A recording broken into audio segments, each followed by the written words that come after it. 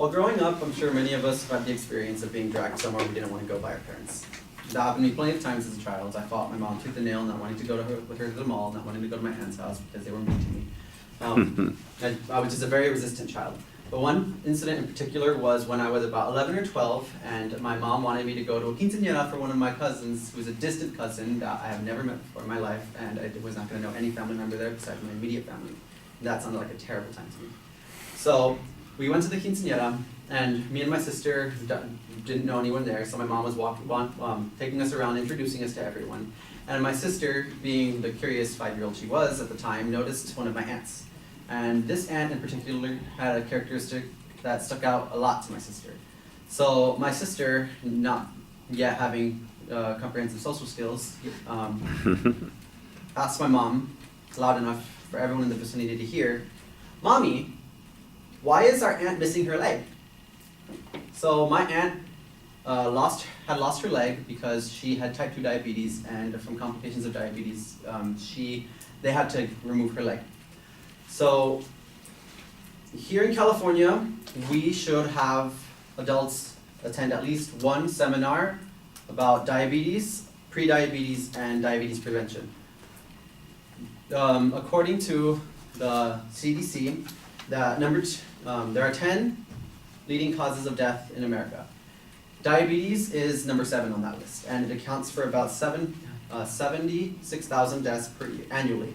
And if you want a very, very rough estimate of how many people that is per state, divided by 50, it's about 1,520 people per state that die because of diabetes.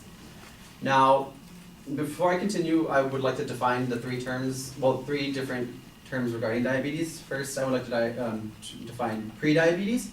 Pre-diabetes is when your blood sugar levels are elevated, but they're not high enough to be considered diabetes by a doctor. Type 1 diabetes is the type of diabetes you're born with. Your body does not produce insulin, and it's usually diagnosed by the time you're a young adult, usually when you're a child. And type 2 diabetes is the diabetes that is usually acquired. It is when your blood sugar levels elevate so high that your pancreas can't produce enough insulin to help counteract that. Now, according to the CDC, about 10% of Americans in California, adult Americans in California, are affected with diabetes. So that's about 1 in every 10 people. So, according to suburbanstats.org, the adult population of California is about 27.2 million adults.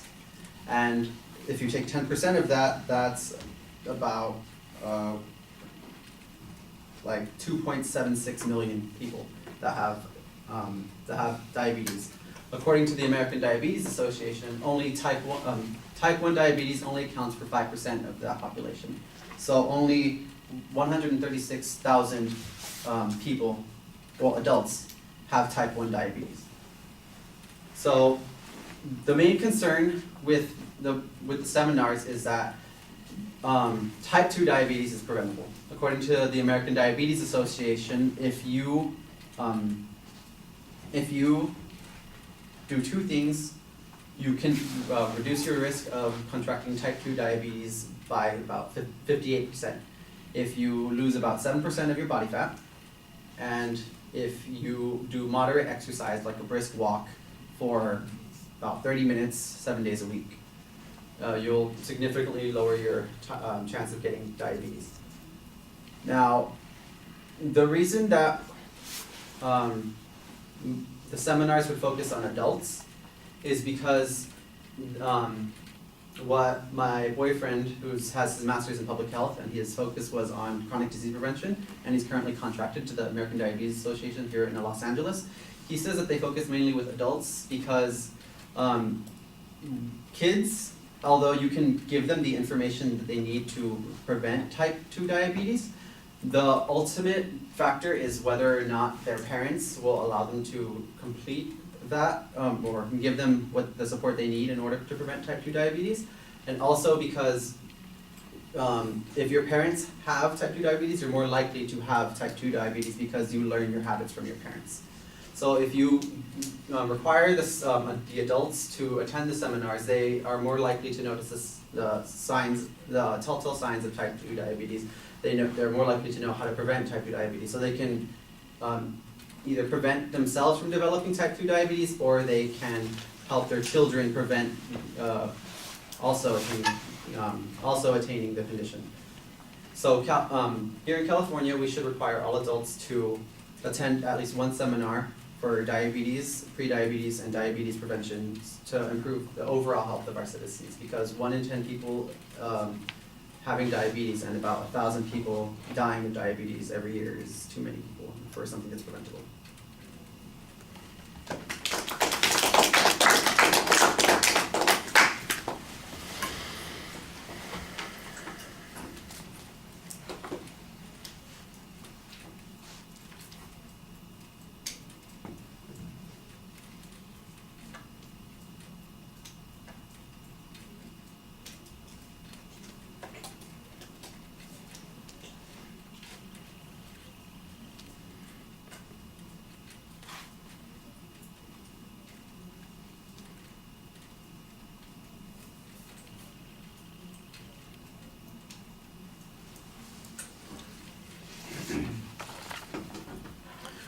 All right, Abby, what did you think? I like the story that you had in the opening. I also like how you defined the terms. And I also like how you had good references. But I thought some things that you need to work on is you need to pace yourself when you're talking, because at times you would talk a little too fast. And I'm not sure if that was because you were nervous or if you knew all your information, which was another good thing that you also did, because you knew what you were speaking about. And sometimes when you got nervous, I think you would pace back and forth, or you would kind of stand there and kind of sway with your feet. But overall, I thought it was good, and I liked your opening.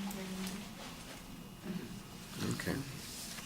Yeah, I like the opening too. I think that that's a nice story, and it introduces the subject in an interesting way and pulls us in, and I like the idea there. I think you need to transition a little bit more smoothly to what your purpose statement is, and make the I'd maybe make some adjustments in the purpose statement too, because ultimately what you're advocating is that people be required to go to a mandatory seminar on this, and there are issues about trying to require people to do stuff that never get discussed here. I mean, what mechanism could we use? How would this get paid for? What happens to people who don't go? You know, you get a fine or a ticket or something like that. I think the idea of addressing the diabetes issue by encouraging people to get more education about it, by finding options that are available to learn about it. You mentioned your boyfriend does some of this kind of stuff, this kind of training thing. Well, advance that program to, make that something that people should become aware of. Here's how to get access to it, that sort of thing. As it is, it sounds like, we're going to go to re-education camp here, and you are going to learn, what causes diabetes and how to prevent it. And if you do not listen, you will go to jail, that kind of stuff. And I think that that's not really the way you want it to come across. And most of it doesn't come across that way, but every time you refer to your solution, that's the way it comes across, and then you never do anything to develop or mitigate that solution. So I think that that's the main problem with the structure of the speech. When you're talking about why this is important, you've got good information on that. That it's preventable, you've got good information on that. The simple things that people can do, I think you could elaborate on that a little bit. This would be a good place for some more stories.